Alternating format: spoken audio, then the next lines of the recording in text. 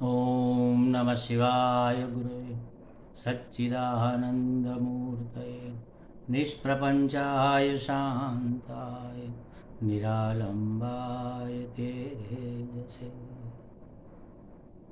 हरिओम प्रभु जी। आज के इस प्रश्न परिषद में आप सबका स्वागत है। आज का प्रश्न नोएडा दिल्ली से शोभा गुप्ता जी का है। उन्होंने पूछा है कि सत्संग में सुना है कि हमें अपना कर्तव्य कर्म करना है, सामने वाला कुछ भी करे हमें उसे प्रारब्ध समझकर स्वीकार करना है। अब इस संदर्भ में प्रश्न यह है कि यदि सामने वाला हमारे परिवार का ही सदस्य है तो हमें उसके साथ कैसा व्यवहार करना चाहिए? क्या हम उसका गलत व्यवहार भी सहन करते रहे? देखो प्रभु जी, आपके प्रश्नों में ही इसका उत्तर छिपा हुआ है। हम कहते तो है लेकिन मानते कहाँ पर है? जानते हैं लेकिन मानते नहीं है ना। जानना एक अलग चीज़ है, मानना अलग चीज़ है। आपने कहा कि कर्तव्य कर्म करना है। कर्तव्य कर्म किसको कहेंगे? जो करने योग्य है और करना ही चाहिए उसको कहते कर्तव्य कर्म। तो एक चीज होती है करने की और एक चीज होती है होने की।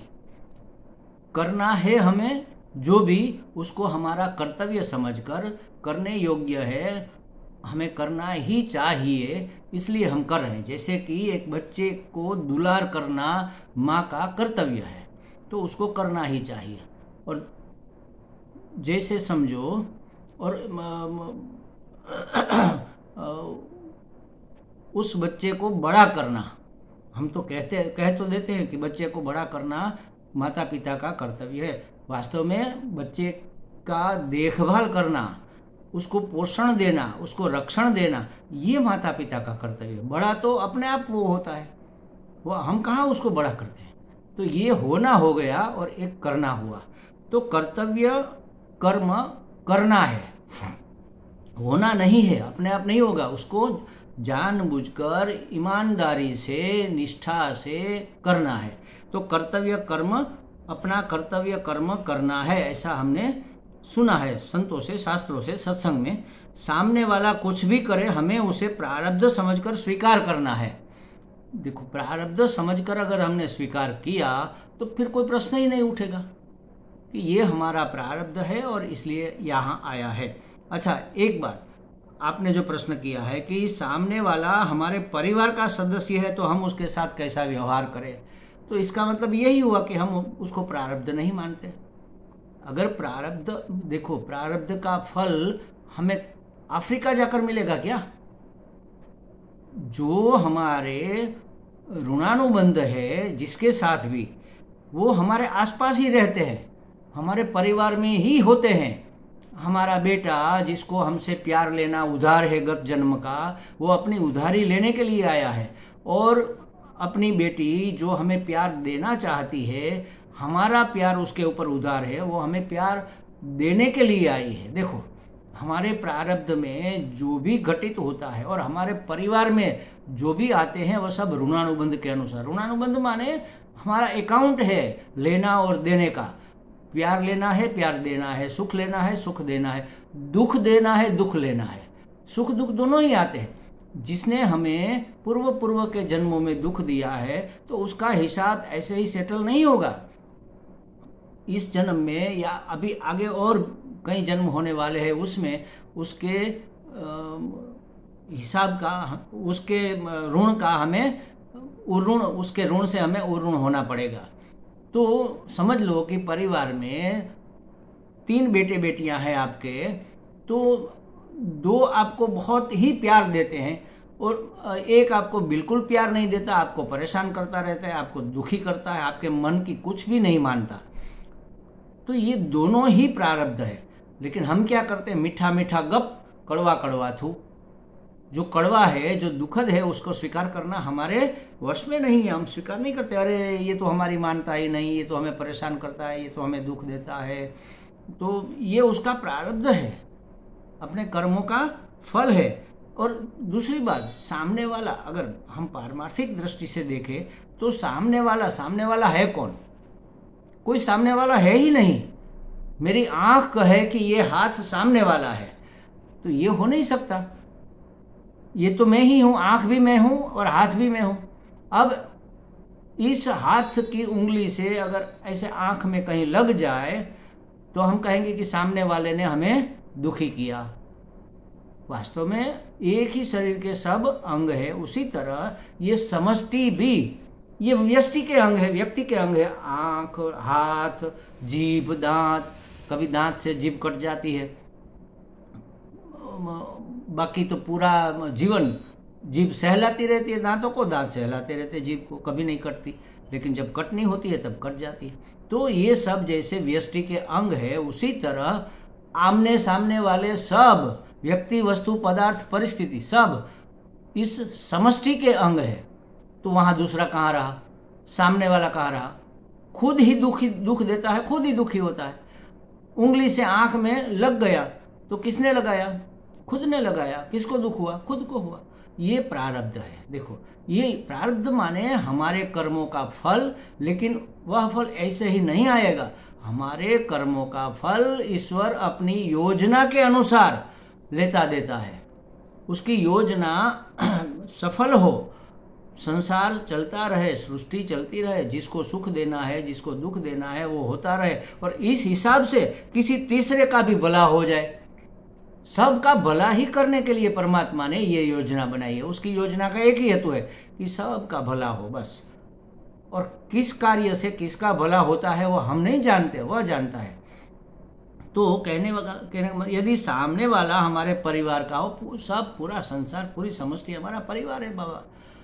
अगर कोई पराया आकर हमें दुख दे जाता है तो हम उसको प्रारब्ध मानते हैं, और परिवार वाला कोई हमें गलत व्यवहार हमारे साथ करता है तो वह प्रारब्ध नहीं है क्या? वो तो सबसे पहला प्रारब्ध तो वही है। इसीलिए तो हमारे परिवार में उसका जन्म हुआ, हमारे कर्मों का फल देने के लिए तो वो आया है। हमारा पालन पोषण बुढ़ापे में करेगा, हमारा नाम रोशन करेगा, हमारी देखभाल करेगा, हमें सलामती देगा, हमें सुख देगा, हमें आनंद देगा। ये सब अपेक्षाओं से तो हमने उसको इनवाइट किया है, और वह भी इसी अपेक्षा से आया है। उसको भी किसी को दुख नहीं चाहिए। देखो, अगर हम किसी को दुख देते हैं तो हम भी पहले दुखी होते हैं। और कौन दुखी होना चाहेगा? कौन दुखी होना चाहेगा? अगर मैं आपके ऊपर क्रोध करूं तो पहले मुझे अपने अंदर अपने आप को तपाना पड़ेगा।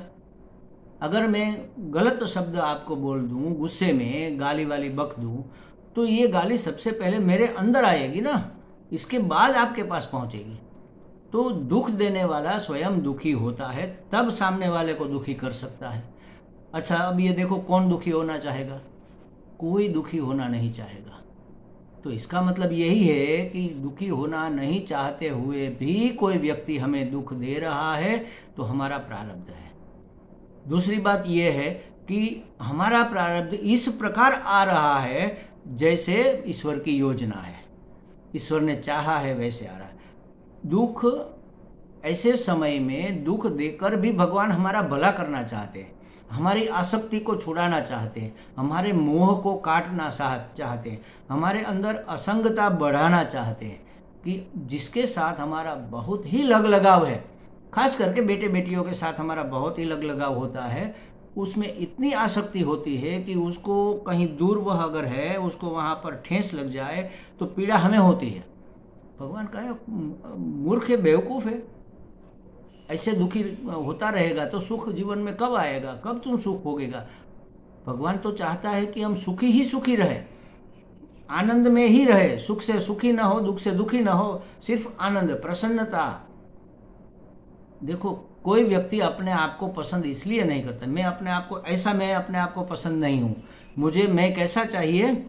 प्लीज्ड आई, प्रसन्न मैं, ऐसा मैं चाहिए। ऐसा दुखी, चेहरा लटका हुआ, असुविधाओं में फंसा हुआ, अपमानित होता हुआ, तिरस्कृत होता हुआ, ऐसा मुझे पसंद नहीं है। सब मेरा मान बढ़ाए, सब मेरा स्वागत करे, सब मेरी ओर ध्यान दे, और मेरी परिस्थिति भी सब मेरे अनुकूल हो, जो चाहिए वह मुझे मिलता रहे, ऐसा कौन नहीं चाहता। अगर ऐसे में ही रहे तो फंस जाएंगे, फंसे रहेंगे, कभी उस वहाँ से निकलने का मन करेगा क्या? नहीं करेगा। परमात्मा ने एक मौका दिया है ऐसा करके कि भाई तुम तो सत्संगी हो, समझदार हो, पढ़े लिखे हो और जानते हो वास्तविकता संसार की क्या है, तो अब ये मोह छोड़ो। नहीं छूट रहा है तो एक थप्पड़ लगवाया अपनों से, अपनों ने आकर एक थप्पड़ लगाया, घटना ऐसी घटी तो हमारा मोह कम। अरे हमारा अपना होकर ऐसा हमारे साथ व्यवहार करता है, इस दुनिया में कोई किसी का नहीं। अरे ये समझते हो तो फिर क्यों दुखी होते हो? कोई किसी का नहीं। यहाँ कोई किसी का नहीं का मतलब ये नहीं है कि कोई किसी का नहीं, यहाँ कोई किसी का मतलब यही है कि कोई किसी दूसरे का नहीं है, सब अपना ही अपना है। अपना किया धरा हम भोग रहे और अपनों से ही भोग रहे। अगर बाहर का आकर भी कोई हमें गाली दे जाता है तो वो भी अपना ही है, दूसरा तो है ही नहीं ना। कोई किसी का मतलब यही है कि सब अपने हैं। तो कहने का मतलब ये है, आपने पूछा है कि क्या हम गलत व्यवहार भी उसका सहन करते रहे? कैसे हम तय करेंगे उसका व्यवहार सही है या गलत है? इस व्यवहार सत्ता के मीटर से हम मापेंगे कि ये इतना है, ये सही है या गलत है। वास्तव में व्यवहार सत्ता ही मिथ्या है। इस संसार से, संसार की मान्यताओं से हम मानेंगे कि यह सही है गलत है, तो ये मान्यता ही तो है, वास्तविकता थोड़ी है। तो गलत और सही हम इसलिए कह रहे हैं कि एक बेटे को अपने माता पिता के साथ ऐसा व्यवहार करना सही नहीं है, गलत है। बेटे का फर्ज है माता पिता की सेवा करे, उसका सम्मान करे, और वो अपमान कर रहा है, वो सेवा नहीं कर रहा है, वो तो ये गलत है। बात आपकी सही है, गलत है, इस व्यवहार सत्ता के अनुसार गलत है। अगर कोई गलत करे तो उसको सहन करे क्या? अगर नहीं करोगे तो फिर क्या करोगे? कोई सहन करना नहीं चाहता। ये पूछता है, जो भी पूछता है कि हम किसी का गलत व्यवहार क्यों सहन करें, कोई सहन करना नहीं चाहता, फिर भी करना पड़ता है, क्योंकि हमारे अपने कर्मों का फल है। इस सृष्टि की संवादिता बनाए रखने के लिए ईश्वर ने ऐसी योजना बनाई है, और हमारा इसमें, हमारा, सामने वाले का और सबका इसमें कल्याण है। जैसे कपड़े पर एक दाग लगा है, हमने झटक दिया तो मिट्टी का था, वो गिर गया, निकल गया, लेकिन वो कीचड़ का दाग है तो झटकने से नहीं जाएगा, उसको पानी से धोना पड़ेगा, धोया तो निकल गया। लेकिन अगर स्याही का दाग पड़ गया है तो पानी से धोने से भी नहीं जाएगा, और डिटर्जेंट डालना पड़ेगा और उसके ऊपर ब्रश घिसना पड़ेगा। अगर ऐसे ब्रश घिसेंगे तो कपड़े को लगता है कि अरे मुझे बहुत दुख दे रहा है ये आदमी, मुझे बहुत दुखी कर रहा है। वास्तव में हम दुखी कर रहे हैं क्या उसको, या उसका दाग मिटा रहे हैं? तो हमारे पूर्व के जो पाप कर्मों के दाग हमारे ऊपर लगे हुए हैं, वो हमें फल रूप में आकर स्वच्छ कर, परमात्मा हमें शुद्ध कर रहा है, स्वच्छ कर रहा है। क्यों शुद्ध कर रहा है, क्यों स्वच्छ कर रहा है? हम ऐसे ही ठीक है, ये तो आप मानते हैं ना। कोई बेटा गंदा रहे, छोटा बच्चा गंदा रहे, वो कोई माँ नहीं चाहती, वो तो चाहती है कि उसका बेटा, उसके बेटे का मुखड़ा चांद सा लगे, सुंदर। तो भगवान भी हमें सुंदर बनाना चाहते हैं, शुद्ध बनाना चाहते हैं, पवित्र बनाना चाहते हैं, इसलिए ये सफाई कर रहे हैं। क्या होगा इससे? शुद्ध और पवित्र होने से हमें परमात्मा प्राप्ति हो जाएगी। अशुद्धि में या अपवित्रता में परमात्मा प्राप्ति नहीं हो सकती, इसलिए हमें अपने आप को शुद्ध करना है। लोग तपस्या करने हिमालय में जाते हैं और वहाँ बैठकर तपस्या माने क्या? परिस्थितिवश आए हुए दुख को सहन करना। उन्होंने संकल्प कर लिया कि दिन में एक बार खाऊंगा और चाय वाय सब कुछ छोड़ दूंगा, कोई व्यसन नहीं रखूंगा, पूरा दिन बैठकर ध्यान करूंगा, जप करूंगा और आत्मचिंतन करूंगा, अध्ययन करूंगा, सीडी वीडी वगैरह सुनूंगा, सत्संग सुनूंगा, ये करूंगा बस, अकेले में एकांत में बैठकर। तो वहाँ पर तो ठंड पड़ने लग गई। अब क्या करे, उसको सहन करो। 3-4 बार भोजन करने की आदत थी, भूख लगने लगी, क्या करे? सहन कर लो, हमें एक ही बार खाना है, हमने संकल्प किया है। मन ठिकाने नहीं रहता, परिवार में जा रहा है, बेटे में बेटियों में, पोते में पोतियों में, नाते में नातियों में, परिवार में, मित्र में, बंधु में, घर में, अपनी गाड़ी वाड़ी जो है उसमें, हमारे पशु है, कुत्ते बिल्ली वगैरह पाल रखे हैं उसमें, गाय वाय है उसमें। तो वहाँ नहीं जाने देना है, उसको रोके रखना है, उसको सहन करना है। अंदर महाराज इतनी जलन होगी, इतनी तपन होगी, उसी हिसाब से उसको तप कहते हैं। सब मौन और शांत बैठकर हम सहन करते हैं और भगवान का नाम लेते रहते हैं। अगर परिवार में भी आता हुआ दुख हम सहन कर ले और भगवान का संस्मरण बनाए रखे, आत्मचिंतन बनाए रखे, तो इससे बड़ा और कोई तप नहीं है महाराज। अपने धर्मों का पालन करना, आई हुई परिस्थिति को स्वीकार करके उसके अनुसार अपने आप को ढाल करके उसका सामना प्रसन्नता पूर्वक स्वीकार करके हरि स्मरण में लगे रहना ही तप है। तो घर बैठे तप मिल रहा है महाराज, उसका गलत व्यवहार हम गलत क्यों कहें? सब मंगलमय ही होता है, भगवान के सब विधान मंगलमय है। कोई हमारे साथ गलत करता है और वह परिवार का भी है तो उसको सहन करने की तो बात ही नहीं है। वो हमें तप कराने के लिए, तप देने के लिए आया हुआ है, भगवान ने भेजा हुआ है। और भगवान से जो चीज़ आती है वह तो प्रसाद होती है प्रभु जी, उसको प्रसन्नता से स्वीकार करना ही बुद्धिमानी है। हम तो बेवकूफ़ी कर रहे हैं, उसका सामना करके उसने एक सुनाई, हम 2 सुना देंगे। अरे हमसे बड़ा बेवकूफ़ कौन होगा? 2 सुना के फिर वो 4 सुनने की तैयारी रखनी पड़ेगी। तो ये तो सिलसिला कभी ख़त्म होने वाला ही नहीं है। आप शांत हो जाओ, वो गाली देगा, गाली टकरा कर चली जाएगी। आपने स्वीकार ही नहीं किया ना गाली को। जब हम स्वीकार करते हैं तब हम उसका सामना करते हैं। कोई हमसे गलत करता है, उस गलत को हम गलत है ऐसा स्वीकार करते हैं, तब उसका हम सामना करते हैं या तो पीड़ित होते हैं।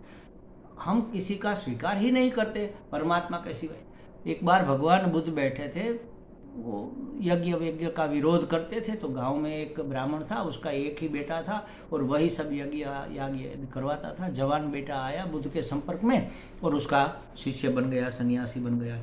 तो ब्राह्मण को बड़ा गुस्सा आया, बड़ी लठ लेकर आया बुद्ध के पास, गालियाँ बकता हुआ, दूर से चिल्लाता हुआ। भगवान बुद्ध शांत बैठे बिल्कुल। वो सामने आकर अंट संट बकने लगा, गालियाँ देने लगा, तुंडी मुंडी ऐसा कहने लगा, मार डालूंगा, मेरे बेटे को आपने भ्रष्ट कर दिया, ये सब बहुत किया।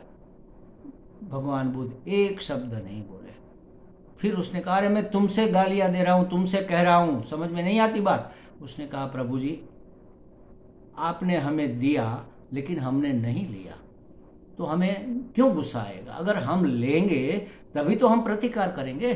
कोई हमारे साथ गलत व्यवहार करता है तो सहन करने की बात ही तब आती है कि जब हम उसको लेते हैं। जो आना है आए, जो जाना है जाए, हम तो हरि भजन में मस्त रहेंगे। ऐसा अगर करेंगे तो हर एक विधान मंगलमय आपको लगेगा।